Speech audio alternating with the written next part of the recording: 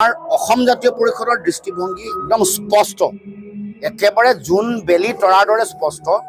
Vote বিভাজন নকৰিবৰ কাৰণে আমি সকলোৱে কিছু এৰা ধৰাৰ মানসিকতাৰে বুজা পৰা, পৰস্পৰে পৰস্পৰৰ প্ৰতি ৰখা সন্মান, দল সৰু হ'ব পাৰে কিন্তু সন্মান আৰু মৰ্যাদাটো থাকিব লাগিব। সেই চিন্তাৰে আমি সকলোৱে মিলি আমি ঐক্যবদ্ধভাৱে বিজেপিৰ বিৰুদ্ধে যুঁজ দিবৰ কাৰণে চিন্তা চৰ্চা কৰিব লাগিব। আদৰ্শগত অমিল কংগ্ৰেছৰ লগত আমাৰ আছিলে, আছে আৰু ভৱিষ্যতেও থাকিব।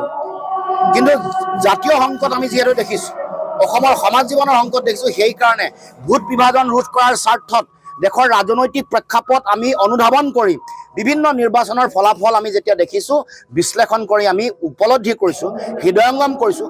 আমাৰ কাৰণে আটাইতকৈ প্ৰয়োজনীয় যিটো নেৰেটিভ, আমাতকৈ প্ৰয়োজনীয় আটাইতকৈ যিটো জাতীয় দায়িত্ব যিটো আছে, সেইটো হ'ল একতাৰে যুঁজা, ভোট বিভাজন ৰোধ কৰি ঐক্যবদ্ধভাৱে বিজেপিৰ বিৰুদ্ধে যুঁজিবলৈ আমি বিৰোধী প্ৰত্যেকে সিদ্ধান্ত গ্ৰহণ কৰিব লাগিব। আৰু এই ক্ষেত্ৰত অসম জাতীয় পৰিষদৰ পূৰ্ণ সমৰ্থন আছে আৰু থাকিব।